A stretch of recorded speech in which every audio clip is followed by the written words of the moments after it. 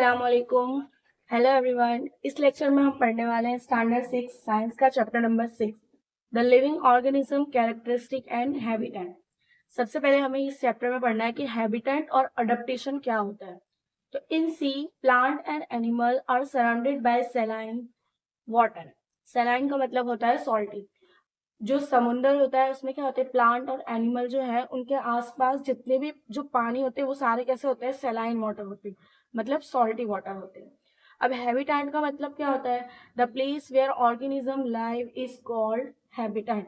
ऐसी जगह जहाँ पे कोई भी ऑर्गेनिज्म रहते हैं तो उसको बोलते हैं हैबिटेट। इसका डेफिनेशन आपको पूछेंगे तो आपको याद रखना है कि प्लेस कोई ऐसी जगह जहाँ पे ऑर्गेनिज्म रहते हैं उसे बोलते हैं हैबिटेट।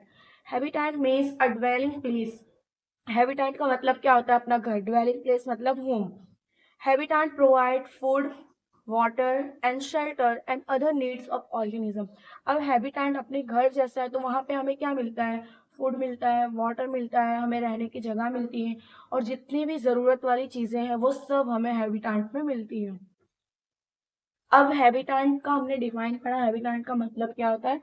तो अब हैबिटेट के दो टाइप आते हैं। पहला टेरेस्ट्रियल हैबिटेट, दूसरा एक्वाटिक हैबिटेट।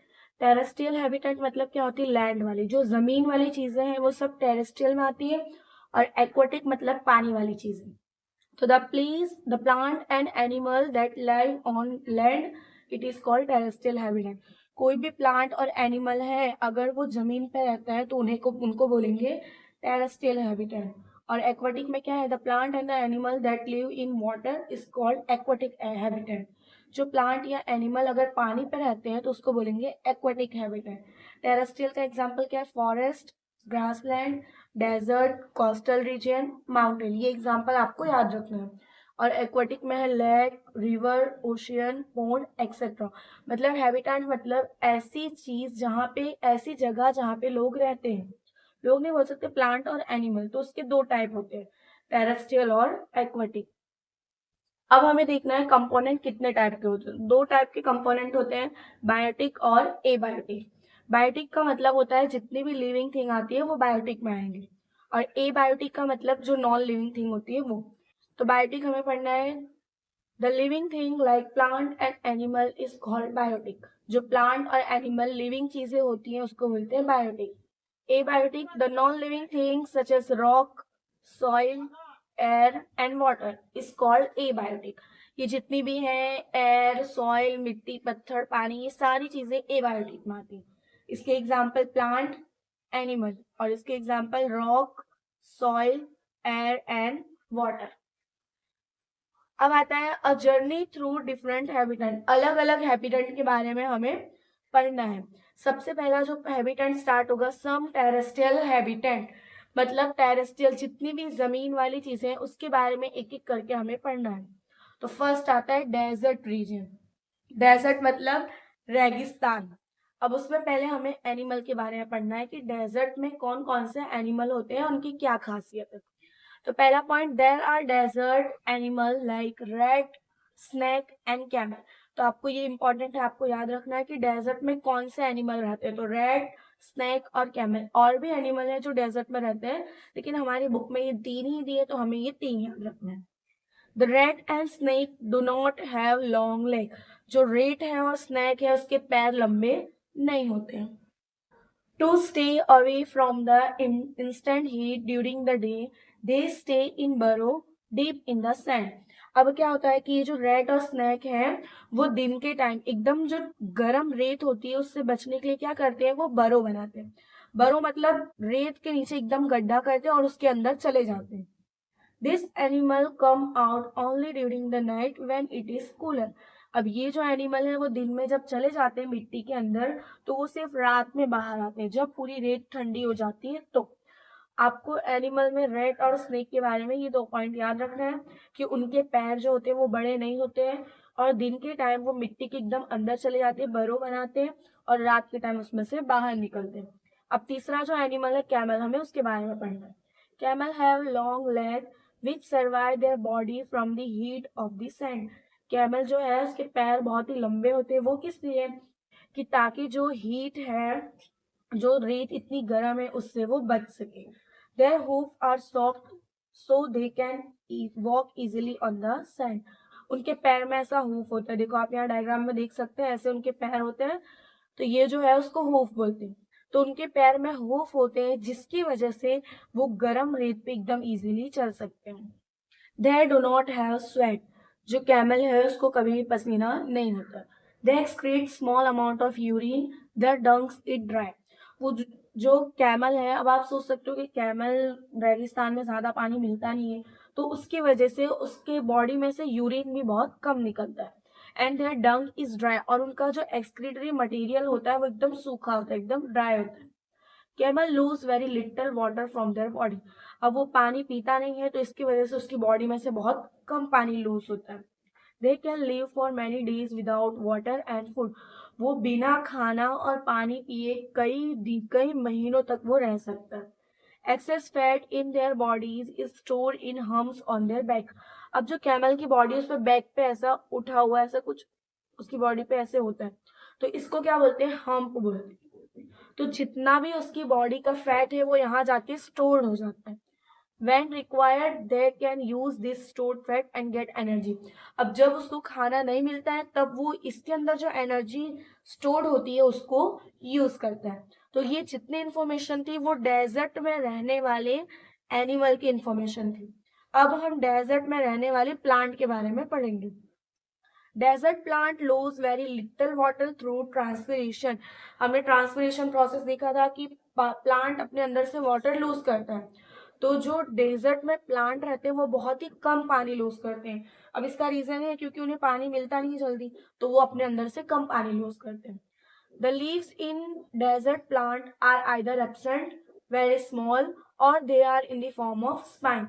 जो रेगिस्तान में प्लांट रहते हैं उसकी लीफ बहुत छोटी होती है, और अगर या तो होती ही नहीं है, और किसी किसी की लीव्स होती है तो वो स्पाइन के फॉर्म में होती है। स्पाइन मतलब कांटे के फॉर्म में।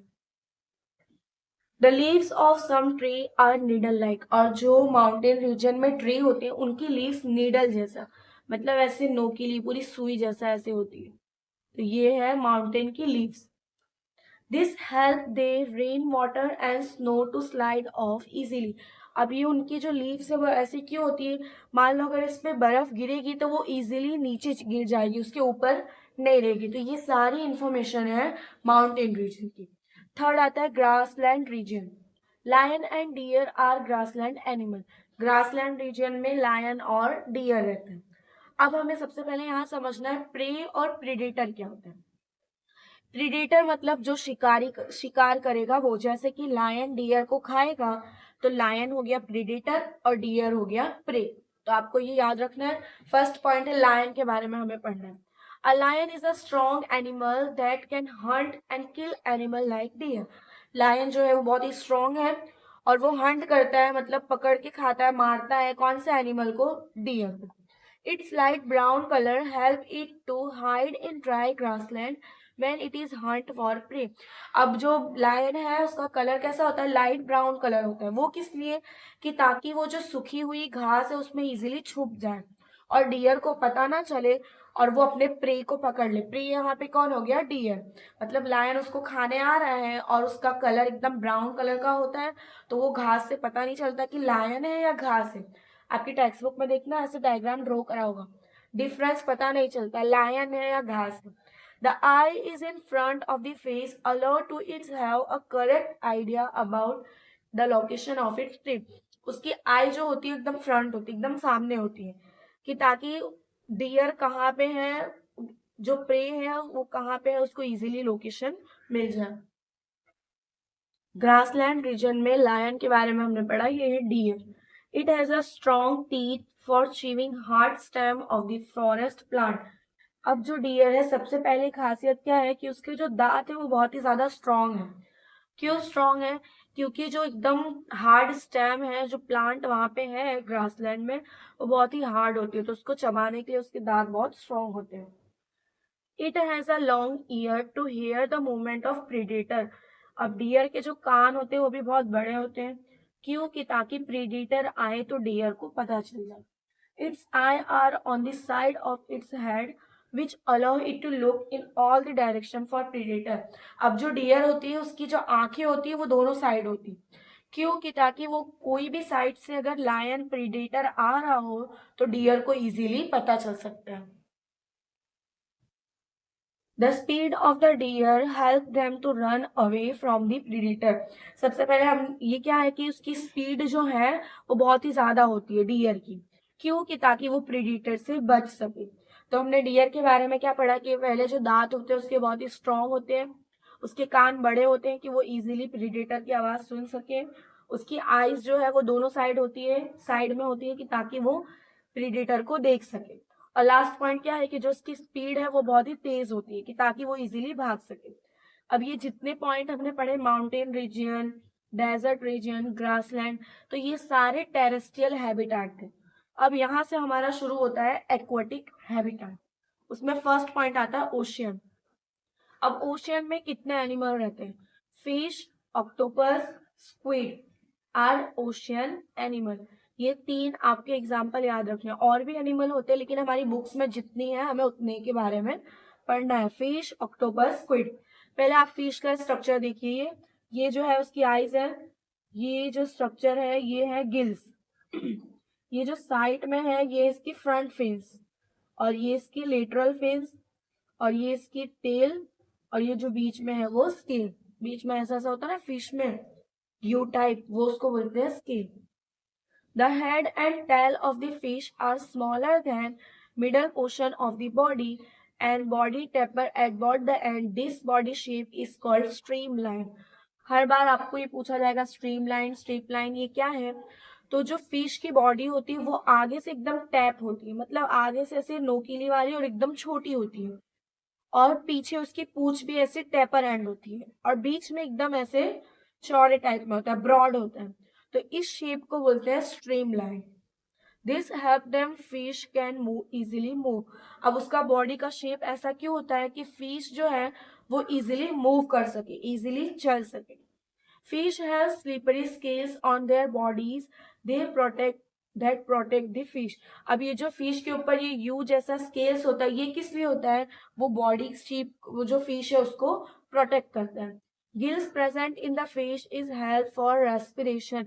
अब याद रखना कि ऐसा क्वेश्चन आएगा, फिश जो है वो किससे सांस लेती है? तो गिल से सांस लेती है। Fish have flat fins and tail, help them to change the direction and keep their body balance in the water. अब सबसे पहले फिश के पास ये फिन्स होती है, हमने देखा दो फिन्स होती है उसके पास। वो किस लिए होती है? डायरेक्शन चेंज करने के लिए। और टेल भी होती है उसके पास, जो किस लिए होती है? कि उसकी बॉडी बैलेंस रहे पानी में वो। Octopus and squid do not have streamline body. ऊपर जितने पॉइंट हमने पढ़े वो फिश के बारे में थी। अब जो ऑक्टोपस है और स्क्विड है उनकी बॉडी स्ट्रीमलाइन नहीं होती। They stay deeper in the ocean near the seaweed and catch and prey any prey that move towards them. वो लोग क्या करते हैं, ऑक्टोपस और स्क्विड जो है वो पानी के एकदम अंदर रहते हैं, डीपर मतलब पानी के एकदम अंदर। और वो लोग क्या करते हैं, उनके पास जो भी आता है उसको खा जाते हैं, वो उनको प्रे बना लेते हैं। This animal have gills which help in respire. अब इनके पास भी क्या होता है? गिल्स होता है रेस्पिरेशन के लिए। Sea animal like dolphin, whale do not have gills. अब दूसरे एनिमल आते हैं डॉल्फिन और वेल, उनके पास गिल्स नहीं होती। They breathe in air through nostril or blowhole that located on the upper part of their body. अब जो डॉल्फिन है और वेल है, अब उनके पास गिल्स नहीं होती है तो उनके पास क्या होता है सांस लेने के लिए? तो नोस्ट्रिल या फिर ब्लो होल, दोनों नेम सेम है लेकिन ज्यादातर वर्बुक में ब्लो होल की बात आती है, तो आपको याद रखना है। अब ये ब्लो होल और नोस्ट्रिल कहाँ होते हैं? That located on the upper part of their head, उनके हेड के ऊपर ऐसे होता है, ठीक है। ये है blow hole. This allow them to breathe in the air when they swim near water. अब ये ब्लो होल क्यों उनके सर के ऊपर होता है? क्योंकि जब वो पानी में स्विम करते हैं तो उससे वो सांस ले सकते हैं। They can stay inside the water for a long time without breathing. अब ये जो फिश है, डॉल्फिन और व्हेल है, वो पानी के अंदर बहुत देर तक रह सकते हैं बिना सांस लिए। They come out to the surface from time to time to breathe in air. वो क्या करते हैं? पानी से थोड़ी थोड़ी देर पे बाहर आते हैं सांस लेने के लिए। फर्स्ट जो हमने पढ़ा ये ओशियन था एक्वाटिक का। सेकेंड पॉइंट आता है पोन्ड्स एंड लेक। पॉन्ड और लेक के बारे में हमें पढ़ना है। सबसे पहले हम प्लांट के बारे में पढ़ेंगे। In aquatic plant roots are much reduce in size and main function is to hold the plant. जो एक्वेटिक प्लांट है उनकी जो रूट होती है वो बहुत ही छोटी साइज की होती है और उसका काम क्या होता है कि प्लांट को पकड़ के रखना। The stem of this plant are long hollow and light.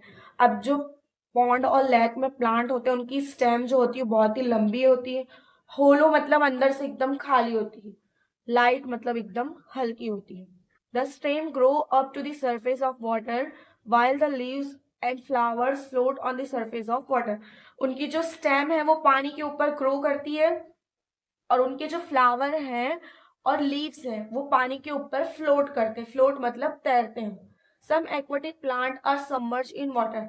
अब कुछ जो एक्वेटिक प्लांट होते हैं वो क्या होते हैं, पानी के एकदम अंदर होते हैं। All the parts of such plant are under the water. अब ये जो सबमर्ज प्लांट है, सबमर्ज मतलब पानी के एकदम अंदर रहने वाले, तो वो प्लांट के सारे पार्ट पानी के अंदर होंगे। It have narrow and thin ribbon-like leaves. Leaves are highly divided through which the water can easily flow without damage them। अब जो सबमर्ज प्लांट है उनकी जो लीव्स होती है वो रिबन जैसी होती है और बहुत ज्यादा डिवाइड मतलब बहुत ऐसे ऐसे पतली पतली ऐसे पूरे पूरी फैली हुई होंगी। तो क्यों ऐसी होती है? क्योंकि उनको पानी के अंदर रहना है। अगर उनकी लीव्स ऐसे पूरे गुच्छे में रहेगी तो क्या होगा, पानी जब जाएगा तो वो टूट जाएंगे। जब उनकी लीफ रिबिन जैसी होती है और पूरे वाटर में फैली होती है तो पानी इजीली उसमें से चला जाता है। अब पॉन्ड में हमने प्लांट पढ़ा, अब हमें एनिमल पढ़ना है। Frog usually live in pond. Pond का जो एनिमल है वो कौन है? Frog. Frog can stay both inside the water as well as move on the land. Frog जो है वो पानी के अंदर भी रह सकता है और लैंड पे भी रह सकता है। They have strong back leg that help them in leaping and catching their prey. जो उसके जो पैर होते हैं वो बहुत ही स्ट्रॉन्ग होते हैं। क्यों? क्योंकि उसको प्रे को पकड़ के खाना है। They have webbed feet which help them swimming in water. उसके पैर में ऐसा वेब्ड होता है, किस लिए? कि ताकि वो स्विम कर सके इजीली पानी में। ये सारे एक्वाटिक कैरेक्टरिस्टिक टेरेस्ट्रियल हैबिटेट और एक्वाटिक हैबिटेट यहाँ पे खत्म होते हैं। अब हमारे पास आता है कैरेक्टरिस्टिक ऑफ ऑर्गेनिज्म। ऑर्गेनिज्म की क्या खासियत है हमें वो पढ़ना है। पहला point, do all the organism need food. क्या जितने भी ऑर्गेनिज्म है उसको फूड की जरूरत है? तो आंसर आएगा यस। कोई भी एनिमल हो, कोई भी प्लांट हो, कोई कुछ भी हो, सबको फूड की जरूरत पड़ती है। Plant prepare their own food by photosynthesis. ये प्रोसेस हमें पता है, फर्स्ट सेम में हमने पढ़ा था कि प्लांट जो है वो खुद का खाना फोटोसिंथेसिस प्रोसेस से बनाती है। Animal depend on the plant और other animal for their food. अब प्लांट को हमने देखा कि वो फोटोसिंथेसिस से खाना बनाती है, लेकिन एनिमल क्या करते हैं, वो प्लांट पे डिपेंड होते हैं या फिर एनिमल पे डिपेंड होते हैं। Food give organism the energy need for them to grow. अब फूड से हम क्या मिलता है, हम क्यों फूड खाते हैं? क्योंकि हमें एनर्जी मिलती है कि ताकि हम ग्रो कर सकें। Organism also need energy for the other life process that go inside them. अब हमारे अंदर इतनी सारी प्रोसेस होती है, रेस्पिरेशन, डाइजेशन, एक्सक्रीशन, ये सब के लिए हमें एनर्जी चाहिए। बिना एनर्जी के कुछ नहीं होगा। Second point, do all the organism shows growth. क्या जो भी ऑर्गेनिज्म है वो ग्रो शो करते हैं? ग्रोथ मतलब बढ़ना, क्या वो बढ़ते हैं? You are growing all the time and in few more years you will become an adult. हम अपने आप को ही देख ले, पहले हम छोटे थे, फिर बड़े हुए, फिर एडल्ट हो। Young one of animal also grow into adult. जो एनिमल होते हैं उनके यंग वंस मतलब उनके बेबी, वो भी ग्रो करते हैं और वो एक दिन एडल्ट बन जाएंगे। Pups grow into adult. जो मुर्गी के बच्चे होते हैं वो भी एक एडल्ट में बनते हैं। A chick hats from an egg grow into a hen और कॉक। और जो चिक होते हैं, जो मुर्गी अंडा देती है, वो एक दिन फूटता है और उसमें से फिर वो ग्रो होते हैं और हैन बन जाते हैं और या फिर कॉक बन जाते हैं। Plant also grow. प्लांट जो है वो भी ग्रो होते हैं। Do all the organism respire. Third point है, क्या जितने भी ऑर्गेनिज्म है वो सांस लेते हैं? तो in respiration some of the oxygen of the air we breathe in is used by the body. Respiration में क्या होता है, जो ऑक्सीजन होती है एयर के अंदर वो हम ब्रीथ करते हैं और हमारी बॉडी उसको यूज करती है। We breathe out carbon dioxide produce in this process. और जो कार्बन डाइऑक्साइड हमारे मुंह में से हम जब सांस लेते हैं वो निकलती है, तो वो क्या होती है, मतलब एयर में फिर से वो चली जाती है। हम ऑक्सीजन अंदर लेंगे और कार्बन डाइऑक्साइड एयर में दे देंगे। Animal like cow, buffalo, dogs और cat have respiration is similar to human. ये जितने भी एनिमल है वो अपने जैसे ही सांस लेते हैं, जैसे ह्यूमन बीइंग करते हैं वैसे। Respiration is necessary for all the living organism. Respiration जो है वो हर ऑर्गेनिज्म के लिए जरूरी है। Through respiration body obtain energy. Respiration की वजह से बॉडी को एनर्जी मिलती है। Earthworm respire through skin. Earthworm जो है वो किससे सांस लेता है, अपनी स्किन से। Fish respire through gills. Fish जो है वो गिल से सांस लेती है। Exchange of gases take place in the plant through leaves. और प्लांट जो है वो लीव से सांस लेते हैं। In leaves tiny pore present through which air in them and use the oxygen. हमने कहा प्लांट जो है वो लीव से सांस लेता है, तो लीव के ऊपर छोटे छोटे पोर होंगे। पोर मतलब होल। उसके अंदर से क्या होगा, एयर अंदर आएगी। This give out carbon dioxide. और ऑक्सीजन अंदर आएगी और कार्बन डाइऑक्साइड रिलीज होगा। The plant use carbon dioxide to produce food and give out oxygen. और फिर उस कार्बन डाइऑक्साइड का प्लांट फिर से यूज करेगा और फूड बनाएगा और हमें रिटर्न कर देगा oxygen. Do all the organism response to stimuli. क्या जितने ऑर्गेनिज्म है वो महसूस कर सकते हैं। स्टिमुलाई मतलब महसूस करना। अगर क्या हम उन्हें मारे या हम उन्हें डांटे तो उन्हें महसूस होगा, तो हमें उसके बारे में पढ़ना है। Change in our surrounding that make us response to them are called stimuli. Stimuli का मतलब क्या होता है, कोई भी चीज, कोई भी आसपास हमारी कोई भी चीज का चेंज होगा तो क्या हमें उससे इफेक्ट होगा, तो उसका मतलब है स्टिमुलाई। जैसे कि एग्जांपल दिया, eye shut themselves till they adjust the change bright. जब कभी भी हम अंधेरे में रहते तुरंत लाइट को देखते हैं तो हमें क्लियर दिखता नहीं, तो ये क्या है, stimuli. Tongue response to taste, यानी कोई भी अच्छे खाने को देख के हमारे टंग में कुछ फीलिंग आती। स्किन रिस्पॉन्स टू हीट और कोल्ड, और जो हमारा स्किन है हमें ठंडी गर्मी महसूस होती है। In flower of some plant bloom only at night. और क्या होता है, फ्लावर में कुछ प्लांट जो है वो सिर्फ रात में जलते हैं। ब्लूम मतलब रात में वो अपनी चमक दिखाते हैं। In some plant flower close after sunset. और कुछ प्लांट में क्या होता है, जब सनसेट सन डूब जाता है तो प्लांट क्लोज हो जाते हैं। जैसे कि आपने देखा ना सनफ्लावर का प्लांट, जब तक उसके ऊपर सूरज की लाइट होगी तब तक ही वो ऐसे खिला होगा, वरना वो एकदम मुरझा जाएगा। In some plant like mimosa, commonly known as touch me not, leave close or fold when someone touch them. अब एक प्लांट का एग्जाम्पल दिया जिसका नाम है मिमोसा, और उसका दूसरा नाम क्या है, टच मी नॉट। कभी भी उसके लीफ को आप टच करोगे तो वो खुद से बंद हो जाएगा। तो इससे हमें क्या पता चला कि जितनी भी चीजें हैं उनको महसूस होता है। 5 पॉइंट है living organism and excretion. The process of getting rid of waste by organism is known as excretion. जितने भी ऑर्गेनिज्म है वो अपनी बॉडी में से एक्सक्रीट करते हैं, यानी जितनी भी एक्स्ट्रा मटेरियल है वो बॉडी में से निकालना, उसको बोलते हैं एक्सक्रीशन। तो सारे ऑर्गेनिज्म में ये प्रोसेस होती है। 6.2 all the organism reproduce their own kind. इसका मतलब क्या है, क्या जितने भी ऑर्गेनिज्म हैं वो अपने जैसा सेम बेबी बना सकते हैं। तो animal reproduce their own kind, तो हमने देखा है एनिमल खुद से जैसा, खुद के जैसा बेबी बना सकते हैं। Some give birth to young one, some give eggs. लेकिन क्या होता है, कुछ लोग डायरेक्ट बेबी को बर्थ देते हैं और कुछ लोग क्या करते हैं, पहले एग देते हैं फिर उसमें से बेबी निकलता है। 7.2 ऑल दी ऑर्गेनिज्म मूव, क्या सारे ऑर्गेनिज्म मूव कर सकते हैं। Plant are anchored in the soil so they do not move from one place to another. तो हमने क्या देखा कि जो प्लांट होता है वो सॉइल में एकदम जमा होता है, तो इसके लिए वो एक जगह से दूसरी जगह मूव नहीं कर सकता। एनिमल कैन मूव, लेकिन जो एनिमल है वो मूव कर सकता है। अगर आपको ये लेक्चर पूरा समझ आया हो तो मेरे चैनल को लाइक करिए, शेयर करिए एंड सब्सक्राइब करिए। देखिए जितना भी पॉइंट मैंने यहाँ पे कवर किया है इसमें से ही क्वेश्चन आते हैं, आपको टेक्स्ट बुक रीड करने की कोई भी जरूरत नहीं पड़ेगी। Thank you.